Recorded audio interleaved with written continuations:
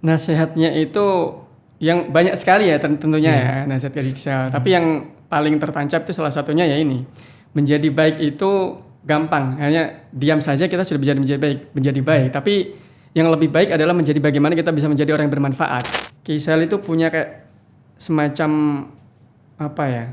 Konsep muslim standar gitu loh. Jadi seorang muslim itu bukan hanya menguasai syariah, akidah dan juga tasawuf, tapi juga ilmu-ilmu kekinian gitu loh. Jadi saya ingin menggarisbawahi bahwa Kiai Sal itu seorang kiai yang multidisipliner ya. Jadi bisa dikaji dari mana saja, dari bidang ilmu apa saja kan gitu. Nah, saya pikir kiai-kiai yang lain juga demikian kan gitu. Jadi santri-santri yang ada saat ini juga perlu untuk mengkaji dan juga meneliti, menganalisis dari pemikiran dan juga kiprah kepemimpinan dari kiainya masing-masing. Assalamualaikum warahmatullahi wabarakatuh. Pemirsa podcast NU dimanapun Anda berada. Pada sesi kali ini kita akan bincang-bincang, kita akan ngobrol terkait dengan karya anak muda NU. Di tangan saya sudah ada buku dengan judul Berguru kepada Kiai Sahal. Sudah hadir bersama saya penulisnya langsung, Mas Ahmad Mukhlison Rohmat. Assalamualaikum Mas. Waalaikumsalam warahmatullahi wabarakatuh. Benar ini buku sampean Mas ya? Alhamdulillah ya. Nah, ya pemirsa, ini buku yang baru saja terbit. Jadi kita akan bertanya, kita tahu bahwa sosok Kiai Sahal ini memang ulama khos di Nahdlatul Ulama dan mantan Rais Am PBNU. Beliau merupakan guru bangsa yang cukup termasyhur. Karena itu bicara Kiai Sahal tentu akan sangat menarik dari perspektif apapun, termasuk saat ini bicara soal berguru, bicara soal pendidikan dari sosok Kiai Sahal. Nah, untuk lebih jauh bicara soal sosok Kiai Sahal, kita akan langsung bertanya, ngobrol langsung dengan Mas Mukhlison ini. Mas Mukhlison, saya pengen tahu dulu ini. Jadi Mas Mukhlison ini memang santri Kiai Sahal? Alhamdulillah, ya saya pernah nyantri di Kajen lah. Pernah nyantri di Kajen. Matolek situ. Iya.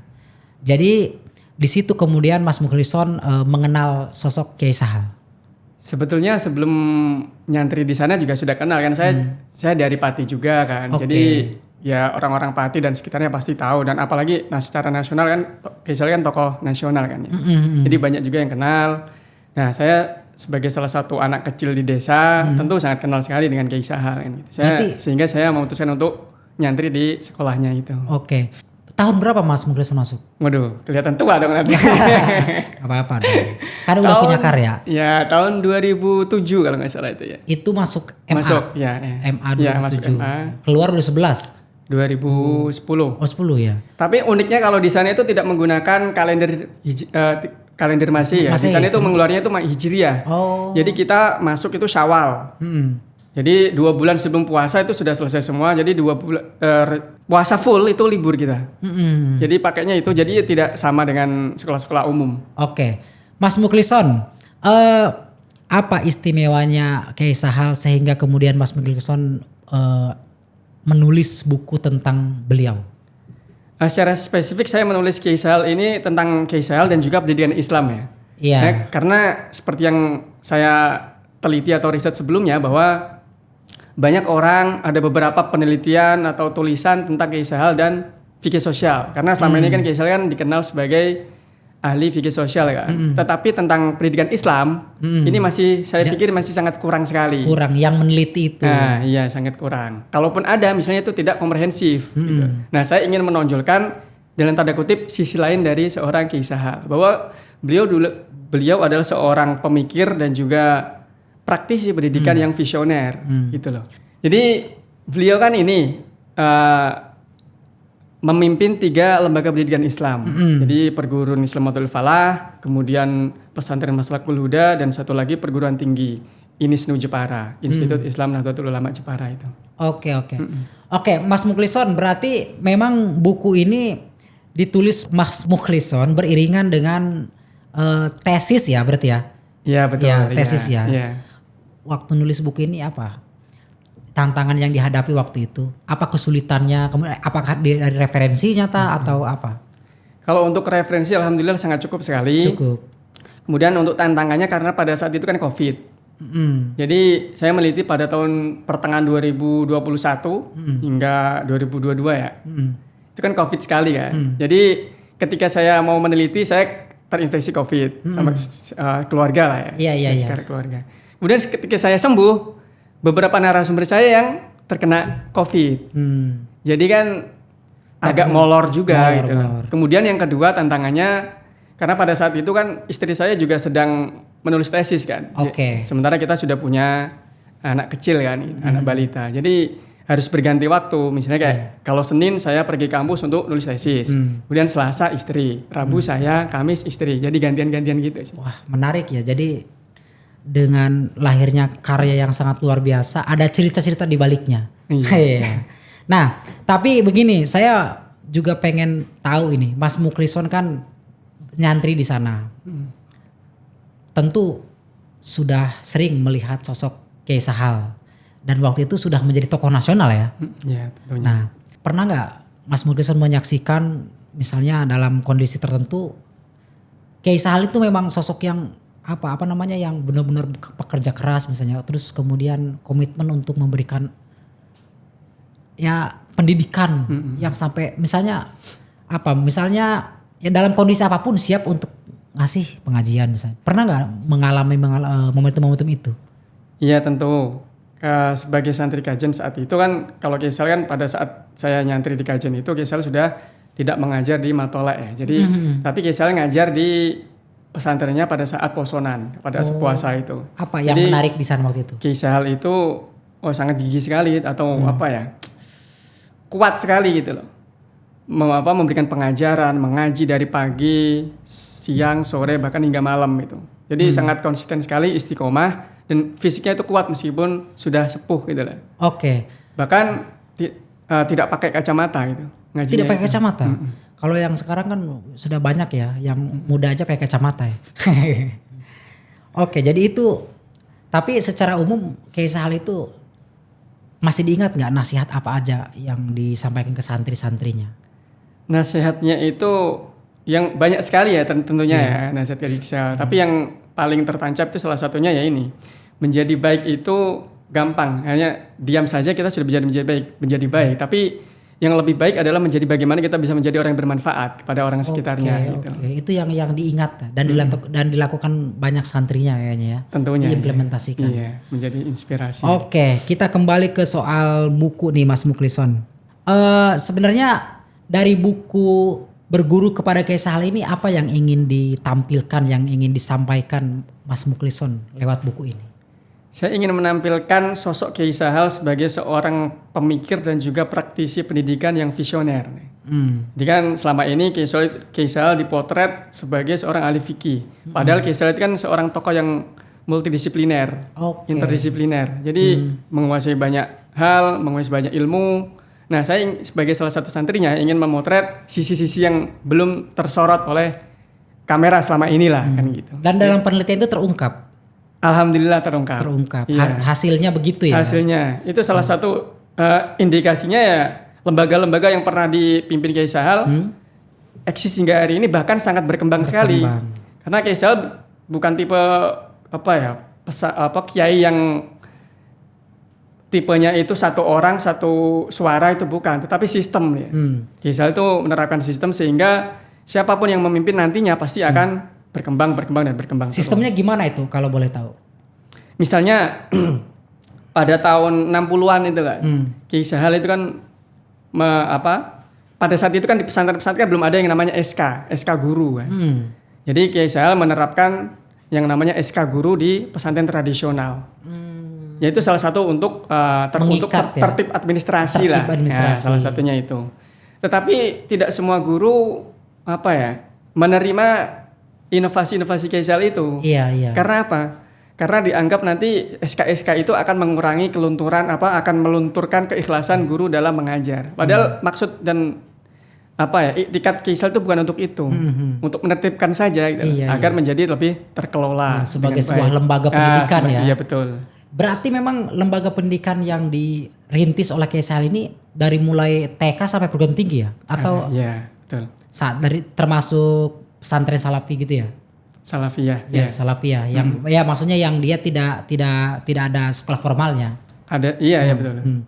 Betul mulai Dia TK sekolahnya muadalah kalau matola itu. Jadi muadalah itu disetarakan, matola itu tidak apa ya, sistemnya itu beda dengan sekolah umum karena tidak ada ujian nasional pada saat itu sebelum akhirnya ujian nasional ini dihapuskan ya. Jadi kita tidak ada ujian nasional waktu itu. waktu itu. Emang sampai sekarang juga nggak ada. Oh, sekarang kurikulumnya beda berarti. Kurikulumnya beda, disusun sendiri sama pihak sekolahan. Iya. Namanya sekolah muadalah, pesantren muadalah dia. Tapi ijazahnya kita bisa digunakan untuk melanjutkan Tetap disetarakan ya. disetarakan, ya betul. Iya.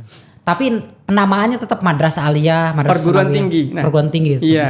Kisal tidak menggunakan istilah madrasah, tapi menggunakan perguruan tinggi Islam atau Falah. Ini salah satu inspirasinya atau apa ya? Semangatnya adalah apa ya? Progresivitas perguruan kan. Iya. Kemajuan agar selalu maju-maju terus gitu. Wah, ternyata luar biasa banget. Kayaknya kita harus mengunjungi ke sana itu. Nah, boleh. Tapi kalau dalam penelitian ini Mas Mukhlison berarti ini apa namanya pustaka ya? Pustaka dan juga lapangan. Tetap lapangan juga ya. Jadi kita mengkaji beberapa tulisan Kiai Sahal, membaca, meneliti, mengkaji, mengamati dan kemudian menganalisis. Selain itu kita juga turun ke lapangan, bertemu dengan beberapa kiai, ustadz dan beberapa staf Kiai Sahal yang dulu pernah bekerja bareng dengan Kiai Sahal. Kalau misalnya di kajian itu ada Kiai Mu'adz dan sama Kiai Asnawi. Kalau di Jepara itu ada Pak Mahali, Warek 1 Unisnu. Kalau sekarang ada juga Pak Akhirin dan Pak Barawi di sana. Oke, jadi ada Pak Warodi juga nih. Tapi memang murni awalnya buku ini hasil penelitian tesis, kemudian dikirim ke beberapa penerbit ya, yang kemudian diterbitkan. Iya betul. Tapi kemarin saya lihat itu sampai di bedah buku itu, luar biasa ini. Ya, alhamdulillah itu berkah Kiai Sahal sih kalau menurut saya. Siap. Berarti ini Mas Mukhlison buku keberapa ini yang punya Mas Mukhlison? Kalau tulisan saya sendiri secara utuh buku pertama. Buku pertama yang utuh punya Mas Mukhlison. Tapi kalau tulisan-tulisan yang bareng-bareng tuh udah banyak ya. Sudah ada beberapa. Berarti Mas Mukhlison produktif juga ya.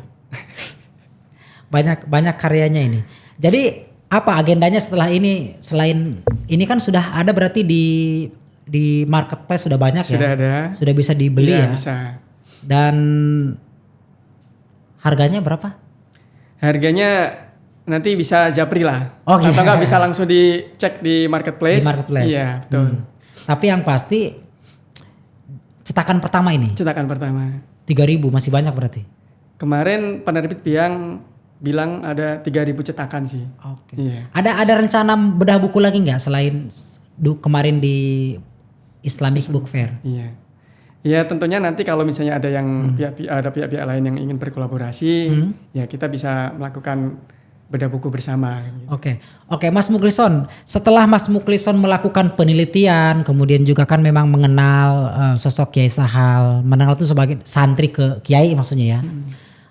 Sebenarnya apa namanya pesan yang mungkin relevan dengan kondisi saat ini kaitannya dengan pendidikan? Misalnya apa nih? Nah di situ kan aslinya kan judul aslinya kan dinamika pendidikan Islam. Relevansi pemikiran dan kepemimpinan Kiai Sahal di bidang terhadap perkembangan pendidikan Islam di Indonesia. Jadi saya setelah mengkaji, menganalisa beberapa tulisan dan setelah hasil wawancara, kemudian saya menarik beberapa kesimpulan bahwa ada beberapa buah pikiran Kiai Sahal yang sangat relevan dengan perkembangan pendidikan Islam Indonesia saat ini. Salah satunya misalnya kayak pendidikan muadalah, sekarang kan sudah diakui, sudah ada PMA-nya sekarang. Jadi tidak usah diperbarui terus. Kalau dulu kan harus diperbarui kan SK-nya itu. Nah kalau sekarang langsung bisa disetarakan. Kemudian pendidikan interdisipliner. Jadi Kiai Sahal itu punya kayak semacam konsep Muslim standar gitu loh. Jadi seorang Muslim itu bukan hanya menguasai syariah, akidah dan juga tasawuf, tapi juga ilmu-ilmu kekinian gitu loh. Itu juga di-highlight juga oleh Kiai Sahal. Dan kemudian yang selanjutnya yaitu tentang moralitas.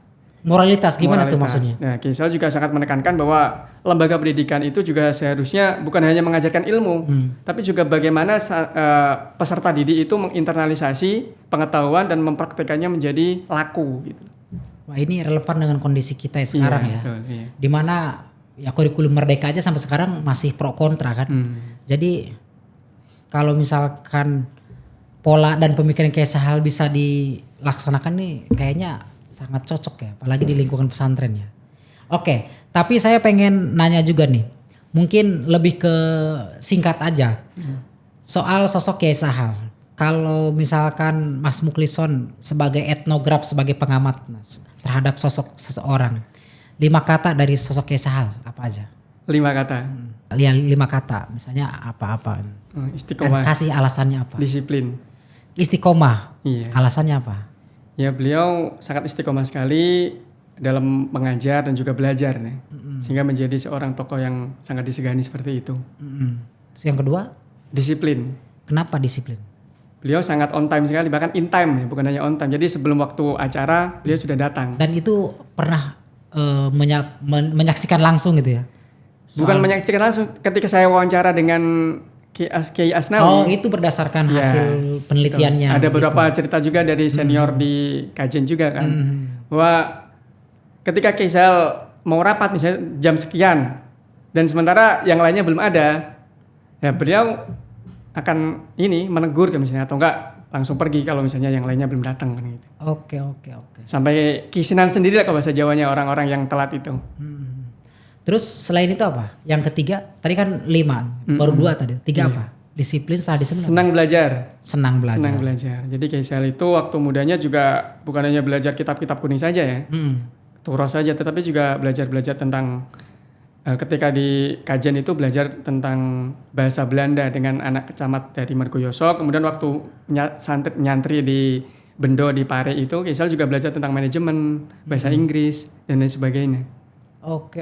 Bahkan nyantrinya itu bukan hanya kepada NU saja, kepada orang-orang NU saja, tapi juga saat di Bendo itu Kiai Sahal belajar ilmu-ilmu umum itu kepada anak dari tokoh Kiai Muhammadiyah gitu. Selain itu, selain disiplin, terus tadi senang belajar, apalagi? Apalagi? Banyak sih aslinya. Asli banyak. Banyak sekali ya.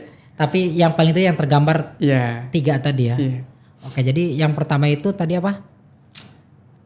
Istiqomah, disiplin, senang belajar. Masih ada nggak? Apalagi ya? Produktif. Kiai Sahal itu salah satu kiai yang sangat produktif sekali ya. Karyanya banyak sekali. Bukan hanya tulisan bahasa Indonesia, tetapi juga bahasa Arab, bahasa Arab Pegon juga ada, kan gitu. Ada.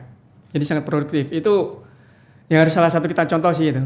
Harus kita contoh kiai yang sangat produktif. Bukan hanya ngajar secara lisan ya, tapi juga menulis kan gitu. Oke, Mas Mukhlishon, setelah buku ini terbit, kemudian dibaca banyak orang, sebagai seorang penulis, memang kan Mas Mukhlishon memang penulis ya? Karena kan saya mengenal Mas Mukhlishon di NU Online, senior saya di NU Online. Tapi beliau senior saya di SPS, Win Jakarta. Enggak lah, kan lulusnya kita malah bareng ya. Nah, tapi kan Oke, Mas Mukhlishon, jadi setelah menerbitkan buku, mungkin kalau saya kan belum pernah menerbitkan buku nih. Semoga lah segera. Semoga. Apa nih kira-kira yang bisa disampaikan setelah punya buku karya sendiri, kemudian diterbitkan oleh penerbit yang cukup populer ya? Apa perasaan Mas Mukhlishon? Tentunya sangat senang sekali ya. Saya juga tidak pernah menyangka bahwa tulisan saya diterbitkan oleh Emir, jadi anaknya Erlangga ya, dan di launching di Islamic Book Fair. Itu sesuatu yang tidak pernah saya bayangkan sebelumnya. Tapi berkah Kiai Sahal, alhamdulillah bisa diterbitkan itu. Nah, harapan saya ke depannya tentu kita sebagai santri juga harus mendokumentasikan laku dan juga pikiran dari kiai-kiai kita semua, sehingga pikiran dan laku mereka itu tidak bisa bertahan lama gitu loh. Bukan tidak lekang oleh waktu kan gitu. Bisa dinikmati oleh orang lain, oleh halayak umum lah kan gitu. Jadi harus didokumentasikan dan ditulis gitu. Oke. Setelah buku ini terbit, ada rencana bikin buku lagi? Lebih semangat kayaknya. Pengennya sih bikin novel ya. Oh, jadi memang lebih suka novel ya, nulisnya? Ya, bukan suka sih, tapi suatu saat pengen nulis aja novel kan gitu. Karena penikmat novel juga kan. Iya. Oke, Mas Mukhlishon, kalau misalkan ada kelompok-kelompok pelajar, mahasiswa yang pengen neliti soal sosok Kiai Sahal, kira-kira apanya lagi nih yang rekomendasi dari Mas Mukhlishon yang menarik dikaji dari sosok Kiai Sahal? Oke, pertanyaan menarik ini. Jadi karena saya latar belakangnya pendidikan Islam, background pendidikannya, jadi saya akan lebih fokus kepada Kiai Sahal dan pendidikan Islam ya. Jadi kan kalau saya kan meneliti tentang pemikiran dan kiprah atau kepemimpinan Kiai Sahal di 3 lembaga pendidikan tadi tersebut kan, di PIM, di PMH sama di INISNU. Nah, kalau ada yang ingin meneliti tentang Kiai Sahal, saya merekomendasikan agar penelitiannya itu tentang bagaimana sih Kiai Sahal itu belajar kan gitu kan. Kita kan bisa menjadi contoh untuk santri-santri saat ini kan. Jadi kan sangat menarik sekali kan. Bagaimana Kiai Sahal bisa produktif seperti itu. Kemudian ada hal-hal lainnya yang belum saya tulis di situ. Misalnya kan Kiai Sahal juga aktif di BPPN, Badan Pertimbangan Pendidikan Nasional. Itu juga bisa digali lagi. Kemudian Kiai Sahal juga pernah mengajar di IAIN Semarang dan juga di Uncok Pati ya kata saya saat itu ya. Jadi ada banyak sisi-sisi Kiai Sahal di bidang pendidikan yang juga masih bisa digali. Karena di buku itu saya hanya membatasi di kiprah Kiai Sahal di 3 lembaga pendidikan saja. Gitu. Dan 3 lembaga pendidikannya ya yang beliau rintis itu ya? Yang beliau kembangkan juga rintis, kembangkan dan juga pimpin itu kan. Oke, menarik. Oke, Mas Mukhlison, di tengah literasi masyarakat kita yang kata satu penelitian NGO ini menurun, Mas Mukhlison menerbitkan buku tentu, dan ini hasil dari penelitian. Artinya kan kalau hasil dari penelitian paling tidak ya bukan imajinasi ya, tapi memang benar-benar didasarkan dari karya ilmiah ya. Nah, apa nih pesan Mas Mukhlison untuk kalangan anak kader muda NU biar tetap produktif menulis? Ya banyak membaca juga kan. Karena kan orang kalau banyak membaca otomatis dia akan muncul ide-ide baru, inisiatif-inisiatif baru sehingga dia punya semangat atau inisiatif untuk menulis hal-hal baru juga kan gitu. Itu sih. Oke. Sebagai seorang penulis yang menulis buku Kiai Sahal nih. Kira-kira tadi kan kita sudah spill ya dari buku ini. Tapi tentu kita belum nyinggung soal kenapa orang harus baca buku ini. Kira-kira apa nih? Iya. Kenapa orang harus baca buku ini? Oke. Di sini ditulis atau dijelaskan sisi dalam tanda kutip sisi lain dari seorang Kiai Sahal ya. Selama ini kan sebagai yang saya sebutkan tadi Kiai Sahal dikenal sebagai ahli fikih sosial. Nah, di situ saya ingin menonjolkan sisi-sisi dari seorang Kiai Sahal di bidang pendidikan Islam. Iya. Nah, itu. Makanya penting untuk dibaca. Ya, betul sekali. Oke, pemirsa, harus dibaca ini. Ini buku yang menarik dan mudah-mudahan buku ini bisa memberikan banyak pencerahan untuk kita semua, terutama kaitannya dengan sosok Kiai Sahal dan pendidikan Islam. Terima kasih Mas Mukhlison atas waktunya. Juga, ya. Sama-sama. Terakhir mungkin silakan Mas Mukhlison, ada yang perlu disampaikan terkait dengan buku ini, bisa promosi, bisa sosialisasi, bisa yang lain-lain, atau mungkin punya pesan khusus untuk kalangan anak muda kaitannya dengan kaitannya dengan soal pendidikan Islam, kaitannya dengan berbagai hal yang berkaitan dengan kondisi kita saat ini. Jadi saya ingin menggarisbawahi bahwa Kiai Sahal itu seorang kiai yang multidisipliner ya. Jadi bisa dikaji dari mana saja, dari bidang ilmu apa saja kan gitu. Nah, saya pikir kiai-kiai yang lain juga demikian kan gitu. Jadi santri-santri yang ada saat ini juga perlu untuk mengkaji dan juga meneliti, menganalisis dari pemikiran dan juga kiprah kepemimpinan dari kiainya masing-masing. Sehingga tidak luntur oleh waktu. Sehingga bisa terus dilestarikan dan juga dibaca oleh orang-orang lain di luar sana kan gitu. Oke, siap.